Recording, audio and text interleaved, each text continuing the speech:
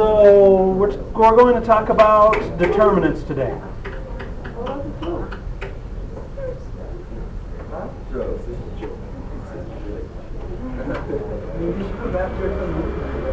What's that? Oh, I didn't do it because I only have two classes. I only have two classes today, so I didn't. It's not like it didn't seem like a regular Friday.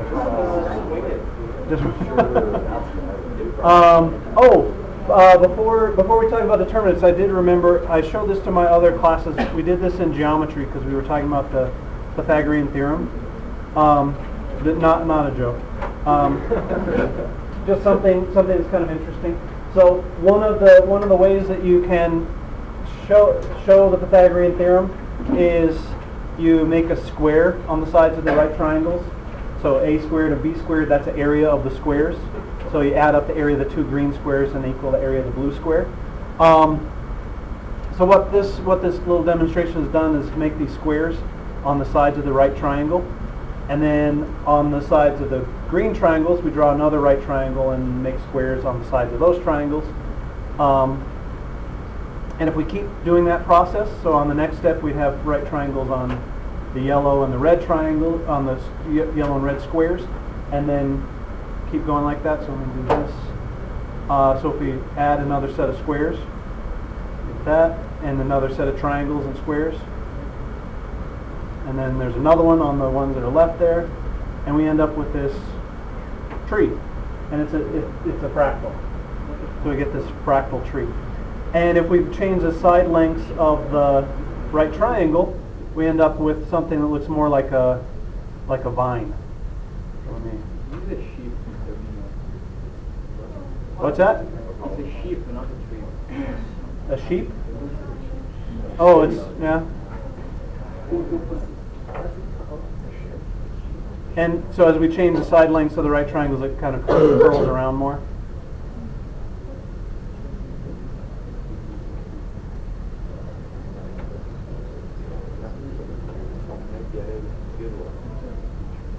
So this is the Pythagorean, it's called the Pythagorean tree or the Pythagoras tree.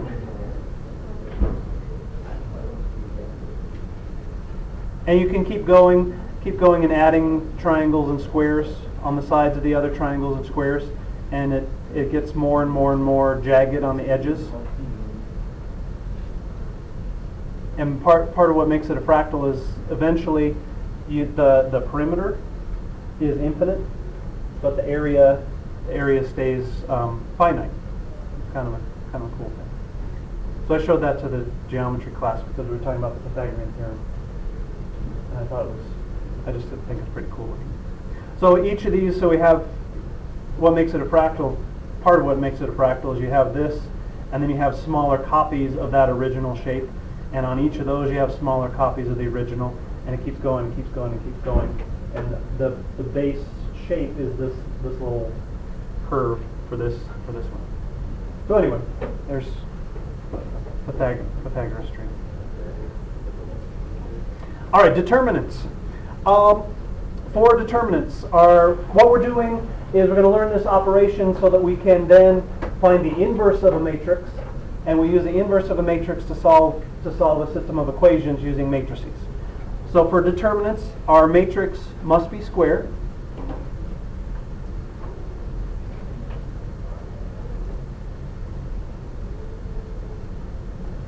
So it has to be n by n. The way it's written is we say determinant of A. We could also say A with brackets around it,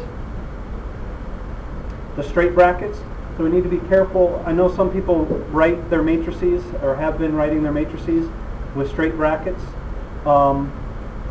but the straight brackets mean the determinant. And if we have for a 2 by 2, so if A is this matrix A, B, C, D, we say the determinant of A equals this We can also put all the elements of the matrix in the straight bars. And to find the determinant, AD minus BC. For a 2 by 2, that's all we have to do.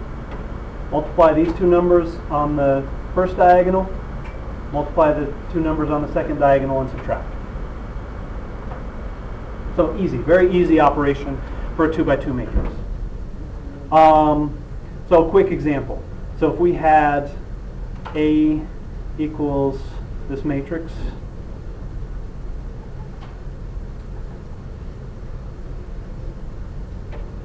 we could say the determinant of A,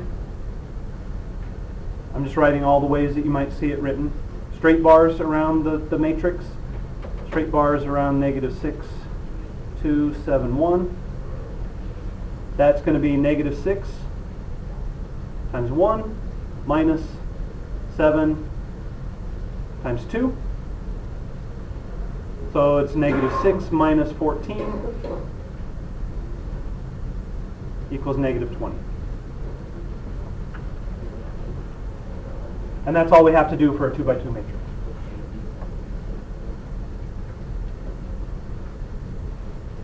What we're going to do with the determinants is in the next section, we'll use determinants to find the inverse of a matrix.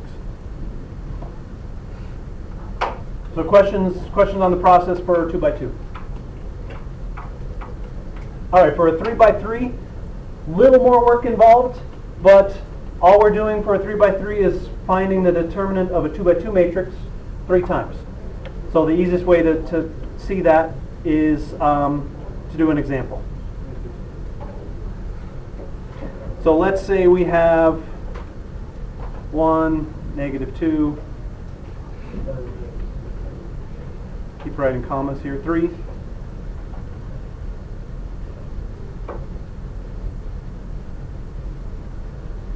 So there's my matrix. And I'm going to write it, just to illustrate the process this first time, I'm going to write it up here 3 times, just to make so we can see the process a little more easily. You don't always have to write it down 3 times. I just want to do it this first time to make it easier to see.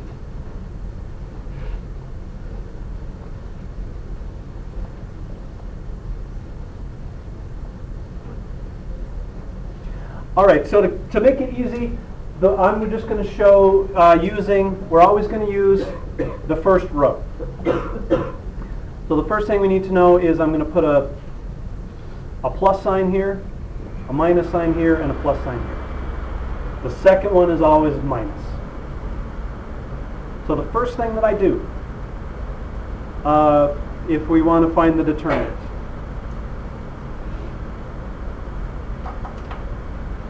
is I'm going to take this first row,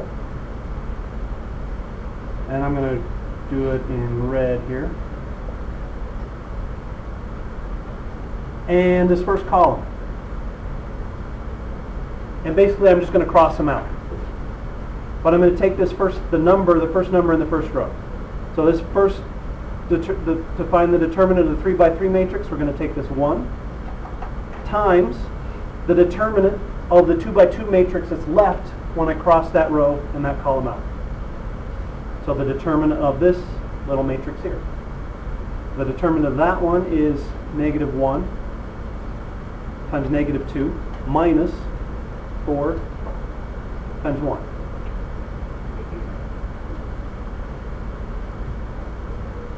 And now since I have a minus sign there, I'm going to do minus, and then I'm going to take, for this one, I'm going to take I'll do it with this matrix. We're going to cross out the first row and the second column. So it's going to be minus negative 2 times the determinant of the 2 by 2 matrix that's left when I cross that row and that column off.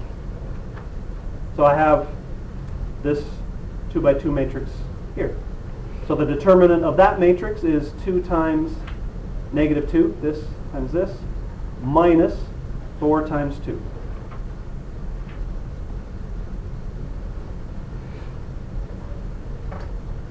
And then finally, I have a plus there, plus, and then I'm going to cross out the top row again, and the third column.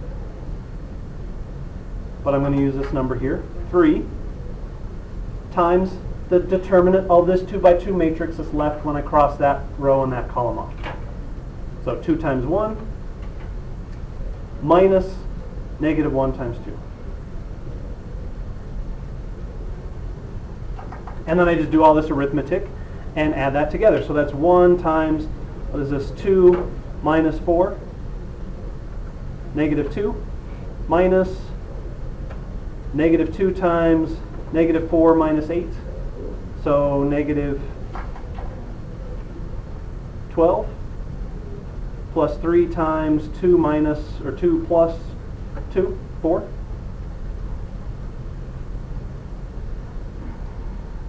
So I get negative 2 minus 24 plus 12.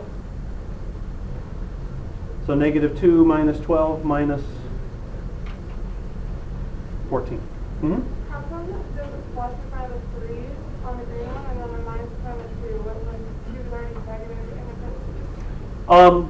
So that's when we find the determinant of the 3 by 3, we always have to alternate the signs. Oh. So that's why we wrote the plus, the minus, the plus. Okay. So this is plus, and then it's minus times, and then we use whatever number happens to be there. Okay? So the determinant there would be negative 14.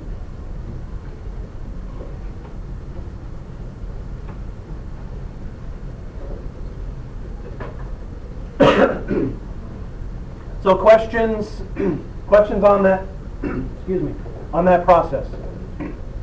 Mm-hmm. What is the determinant actually used for, though?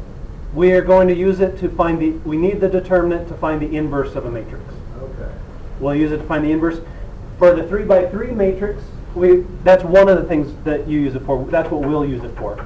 It's used for lots of other things. You'll see determinants come up in various contexts as you move on. Towards the end of the year, we'll study 3-dimensional vectors. We did 2-dimensional vectors. We'll do 3-dimensional vectors, and we'll use this process to find what's called the cross product of 2 vectors. And it has to do with finding this determinant of a 3 by 3. Yes. So for a larger matrix, the process is the same, but it gets much more tedious, because for a 4 by 4 matrix, you cross out a row and a column, and you find the determinant of the 3 by 3 matrix that's left. Well, to find the determinant of that 3 by 3 matrix, you have to find the determinant of 3 2 by 2s. So for the determinant of a 4 by 4, you end up finding the determinant of 12 2 by 2 matrices. So 5 by 5, it gets bigger and bigger. So I will show us how to find the determinant in our calculator. You do need to be able to find a 3 by 3 by hand, like this, but anything larger than a 3 by 3 you can do with your calculator. And the reason we need to know how to do the 3 by 3 by hand is mainly because we're going to use it later when we talk about vectors. So let's go through one more example, and I'll show you how I shortcut the process of doing this, so we don't have to write all this down, and then I'll show you how to use your calculator. Everybody good here? Okay. And these matrices, I'm just making these matrices up, so there's nothing special about these matrices.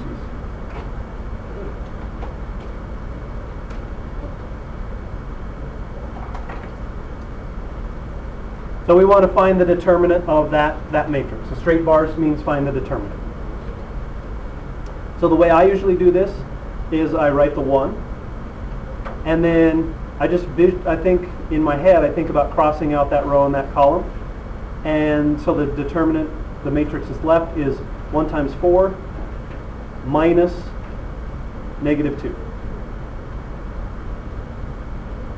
So I just did 4 minus negative 2. And then the second one is always negative, minus 3 times, and then I visualize crossing out that row and that column. 8, the 2 times the 4, minus 2 times negative 1, negative 2. plus, this third one is always plus, and then negative 1. And then I visualize crossing out that row and that column. Negative 2 minus negative 1. Most common mistake with a 3 by 3 determinant is some kind of sign error, a plus or a minus. It's really easy to make. So this is going to be 1 times 1 times 6 minus 3 times 10 minus 1 times negative 1. So we get 6 minus 30 plus 1. So negative 30 plus 7 is negative 23. So the determinant of that one is negative 23.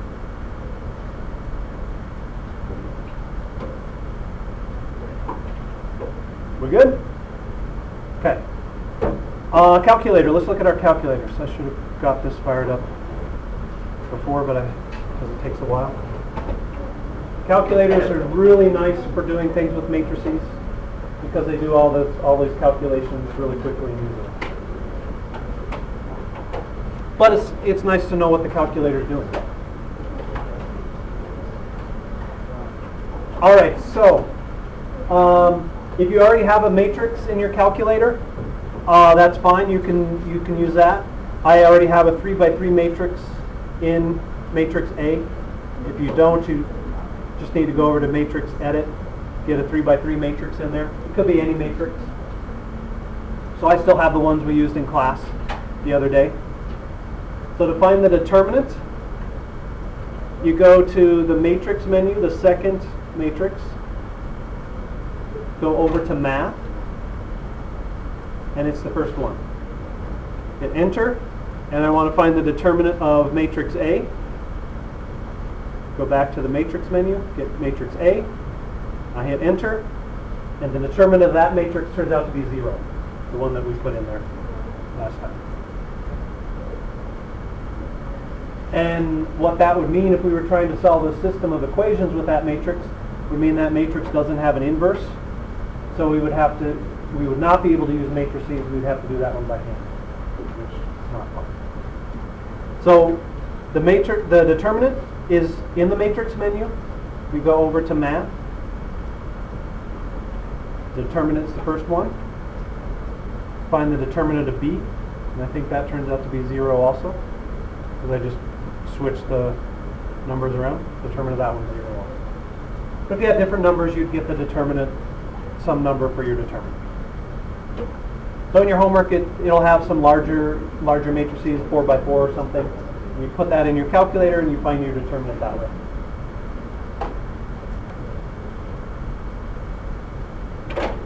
And did we talk about how to get rid of the matrices in your calculator? In order to get rid of the matrices, if you want to delete a matrix, you can either write over it in the edit menu, or you go to second, here to memory. You can go to this number 2, memory management, delete, and you go down to matrix. And then you have to hit the delete button, and that would delete matrix A and delete matrix B. So if you don't want to keep them in there.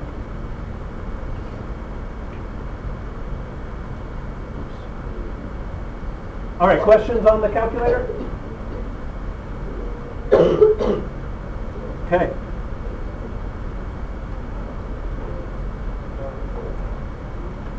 Homework.